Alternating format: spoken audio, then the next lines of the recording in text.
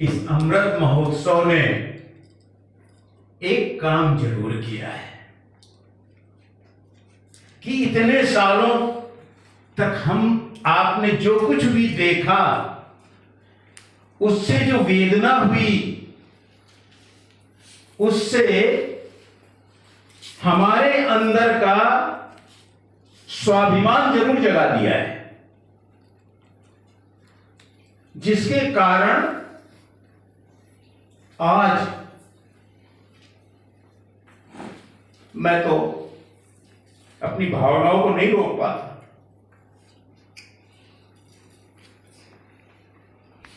जितेंद्र रघुवंशी में क्या है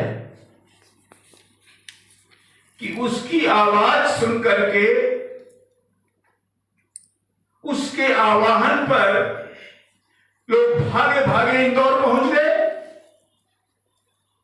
भाग करके बीजापुर गेस्ट हाउस देहरादून पहुंच गए। कईयों को उनके स्तर के अनुरूप हम सम्मान नहीं दे पाए वहां, और आज यहां दिल्ली में कितना भटकते हुए यहां पर आकर के खड़े हुए हैं। क्या कल्पना कर सकते हैं?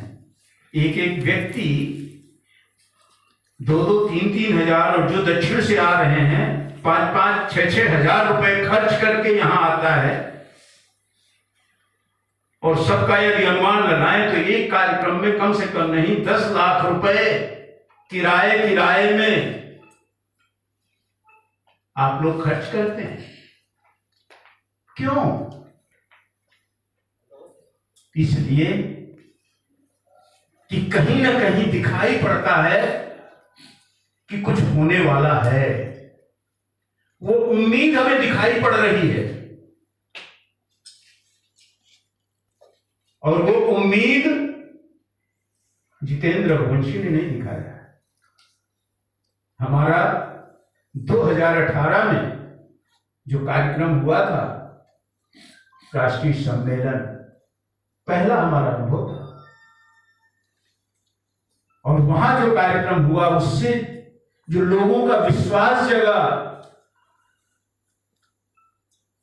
उनने हमें प्रेरणा दी, उनने हमें ताकत दी। और इसके बाद सही में मैं आपको बतलाता हूं, जब हमने जंतर मंतर में एक ज्ञापन देने की योजना बनाई थी, उस समय हमारे नित्यानंद जी ने महत्वपूर्ण भूमिका निभाई। मैं तो मजबूर था, मुझे तो वहां से हरिद्वार से भी निकलने नहीं दिया गया, क्योंकि कोरोना का चरम काल था और कोरोना का विस्फोट हरिद्वार में ज्यादा था। इसलिए डीएम साहब तक ने कहा नहीं, हम ये रिस्क नहीं ले सकते।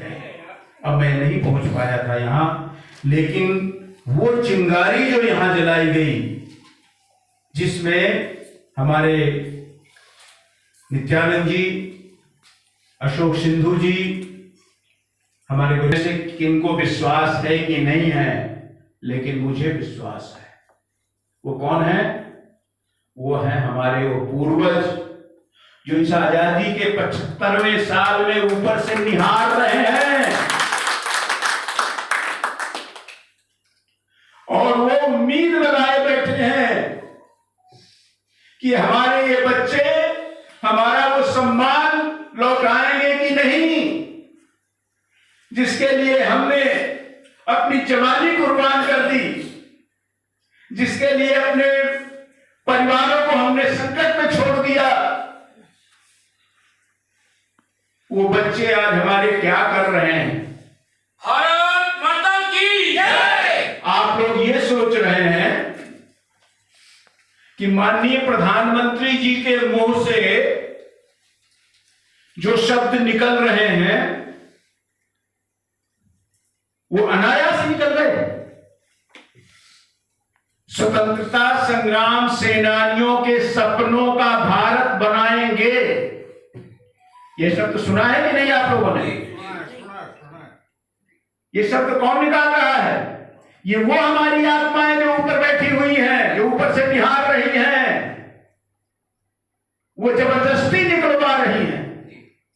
हमारे राम महेश जी पधार गए हैं, एक कुर्सी पीछे से जरा मंगा लीजिए, वहां से जबरदस्ती इन सब से अपनी आवाज निकलवा रहे हैं। और आज वो उम्मीद हमारी जगा रहे हैं कि निश्चित रूप से जो हम और आप कर रहे हैं वह एक ऐतिहासिक कदम है। और इस ऐतिहासिक कदम का जो इतिहास लिखा जाएगा ना, उसमें आप सबका नाम निश्चित रूप से स्वर्णाक्षरों में लिखा जाएगा। मैं अपने आप को बड़ा सौभाग्यशाली मानता हूं, बड़ा सौभाग्यशाली मानता हूं कि उन दिव्य आत्माओं ने मुझे एक छोटा सा डाकिया बना दिया, एक पोस्टमैन की भूमिका मुझे दे दी है। और उस पोस्टमैन के नाते मुझे सच्ची में आज बतला रहा हूं, मुझे यह आभास कहां हुआ कि मैं एक डाकिया हूं। ये आभास मुझे कानपुर में हुआ। कानपुर में इंदौर कार्यक्रम की तैयारियों के क्रम में मैं बैठक में गया और उस बैठक में अपनी बात रखने के बाद मैं जब सबका प्रणाम स्वीकार कर रहा था तब वहां मुझे मालाओं से लाद दिया गया। उस समय मैंने आंख बंद कर ली थी और आंख बंद करके एक ही भावना कर रहा था कि आज यह सम्मान क्या मुझे मिल रहा है। यदि उन दिव्य आत्माओं ने मुझे डाकिया नहीं बनाया होता तो आज आप सबका आशीर्वाद क्या मैं पा सकता था? जिनसे मिलने के लिए, जिनके दर्शन करने के लिए, जिन स्वतंत्रता सेनानियों के दर्शन करने के लिए लोग तरसते हैं, उनका किस तरह का प्यार मुझे मिल रहा है, मैं उसको व्यक्त नहीं कर सकता। जब अनंत लक्ष्मण गौरव जी का फोन आता है, वो जब मार्गदर्शन करते हैं, आंख बंद कर लेता हूं। जब प्रहलाद प्रजापति जी का फोन आता है, वो मार्गदर्शन करते हैं, मैं अपने आप को धन्य मानता हूं। क्यों? इसलिए कि इतने सब लोगों का प्यार और स्नेह मुझे मिल रहा है। और ये स्नेह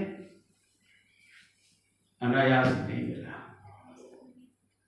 फिर कह रहा हूं, ये उन्हीं दिव्य आत्माओं का आशीर्वाद है जो ऊपर से बरसा रहे हैं। और इसमें इस समय जो भी हमारे भाई बहन निस्वार्थ भाव से बिना किसी तरह की अपेक्षा किए हुए लग गया, वो भी अपने आप को गौरवान्वित अनुभव कर रहा है। कैसी कैसे लोगों के अंदर पारिवारिक परिस्थितियां, लेकिन फिर भी भाग कर आते हैं। क्यों? उन्हें दिखाई पड़ रहा है कि कुछ न कुछ होने वाला है। इंदौर राष्ट्रीय सम्मेलन के बाद जब ये हमारा बीजापुर गेस्ट हाउस देहरादून का कार्यक्रम हुआ, तब एक लक्ष्य दिया गया था आप लोगों को। आप लोगों में से ऐसे लोग भी बैठे, चैन से नहीं बैठे, दिन रात एक कर दिया उन्होंने। ये कुंभ बीच में ये कांवड़ यात्रा नहीं आती, कांवड़ यात्रा में हरिद्वार पूरा ठप हो गया था।